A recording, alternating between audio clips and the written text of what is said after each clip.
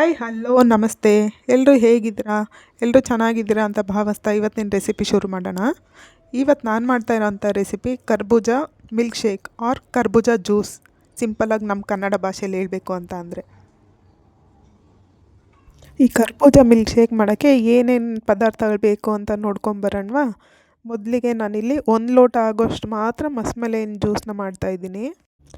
1 ಲೋಟ ಕರ್ಬೂಜ ಜ್ಯೂಸ್ ಮಾಡೋಕ್ಕೆ ನನಗಿಲ್ಲಿ 1 ಬೌಲ್ ಆಗೋಷ್ಟು ಕರ್ಬೂಜ ಹಣ್ಣು ಬೇಕಾಗುತ್ತೆ. ಸೊ ನಾನು 1 ಬೌಲ್ ಆಗೋಷ್ಟು ಕರ್ಬೂಜ ಹಣ್ಣನ್ನು ಚಿಕ್ಕ ಚಿಕ್ಕದಾಗಿ ಸಣ್ಣದಾಗಿ ಪೀಸಸ್ ಮಾಡಿ ಕಟ್ ಮಾಡಿ ಇಟ್ಕೊಂಡಿದ್ದೀನಿ.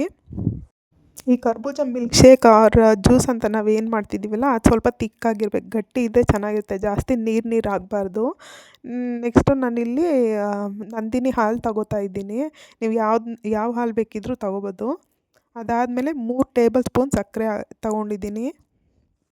ನನಗೆ ಸ್ವೀಟ್ ಜಾಸ್ತಿ ಬೇಕು ಅಂತ ಅನ್ನೋರು ಇನ್ನೊಂದು ಸ್ಪೂನ್ ಎಕ್ಸ್ಟ್ರಾ ಶುಗರ್ ಹಾಕ್ಕೊಳ್ಳಿ. ಮತ್ತು ನನಗೆ ಜಾಸ್ತಿ ಸ್ವೀಟ್ ಬೇಡ ಅಂತ ಅನ್ನೋರು ಸ್ವಲ್ಪ ಕಡಿಮೆನೇ ತೊಗೊಳ್ಳಿ. ಮತ್ತು ಇಲ್ಲಿ ನಾನು 1 ಏಲಕ್ಕಿ ತೊಗೊಂಡಿದ್ದೀನಿ ಮತ್ತು 1/4 ಭಾಗ ಆಗೋಷ್ಟು ನಿಂಬೆಹಣ್ಣು. ಆದಮೇಲೆ 1 ಲೋಟ ನೀರು ತೊಗೊಂಡಿದ್ದೀನಿ. ಮಸ್ಮಲೈನ್ ಮಿಲ್ಕ್ ಶೇಕ್ ಮಾಡೋದಕ್ಕೆ ಇದಿಷ್ಟು ಬೇಕಾಗಿರೋಂಥ ಪದಾರ್ಥಗಳು. ಸೊ ಕೆಲವೊಬ್ಬರು ಹಾಲು ಇಷ್ಟಪಡಲ್ಲ, ನಂಗೆ ಹಾಲು ಇಷ್ಟ ಇಲ್ಲ ಅಂತ ಅನ್ನೋರು ಹಾಲನ್ನ ಸ್ಕಿಪ್ ಮಾಡಿ ಬರೀ ನೀರಲ್ಲೇ ನೀವು ಜ್ಯೂಸ್ ಮಾಡ್ಕೋಬೋದು. ಅದು ತುಂಬ ಚೆನ್ನಾಗಿರುತ್ತೆ ರುಚಿಯಾಗಿ.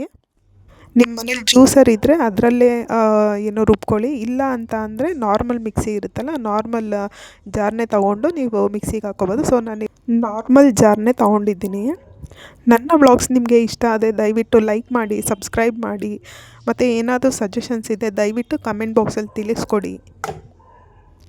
ಇನ್ನೂ ಏನೆಲ್ಲ ರೆಸಿಪೀಸ್ ಮಾಡೋಕ್ಕೆ ಸಾಧ್ಯನೋ ಅಷ್ಟು ರೆಸಿಪೀಸ್ನ ನಾನು ಮಾಡಿ ನಿಮಗೆ ತೋರಿಸ್ತೀನಿ. ಸೊ ನಮ್ಮ ಮನೇಲಿ ಹೇಗೆ ಮಾಡ್ತಾರೆ, ಏನು ಮಾಡ್ತಾರೆ ಅನ್ನೋದನ್ನು ಕಂಪ್ಲೀಟ್ ಇನ್ ಡೀಟೇಲಾಗಿ ನಿಮಗೆ ನಾನು ಎಲ್ಲದನ್ನು ತೋರಿಸ್ಕೊಡ್ತೀನಿ ಮುಂದಿನ ದಿನಗಳಲ್ಲಿ.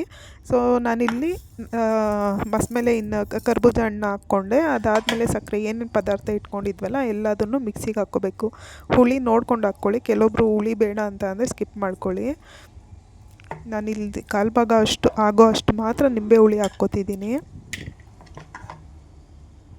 ಈಗ 1 ಏಲಕ್ಕಿ ಹಾಕ್ಕೊಳ್ಳಿ.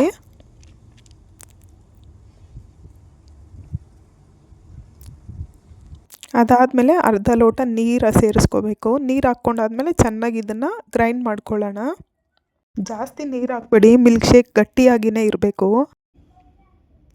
ಇದೀಗ ಮಿಕ್ಸಿಗೆ ಹಾಕ್ಕೊಂಡಿದ್ದಾದಮೇಲೆ ಇದು ರೆಡಿ ಆಗಿದೆ ನೋಡಿ. ಈಗ ಇದು ಕನ್ಸಿಸ್ಟೆನ್ಸಿ ಇಷ್ಟೇ ಇರಬೇಕು, ಜಾಸ್ತಿ ನೀರು ಆಗಬಾರ್ದು, ಜಾಸ್ತಿ ಗಟ್ಟಿನೂ ಇರಬಾರ್ದು. ಈಗ ಇದು ಕರೆಕ್ಟ್ ಕನ್ಸಿಸ್ಟೆನ್ಸಿಯಲ್ಲಿದೆ.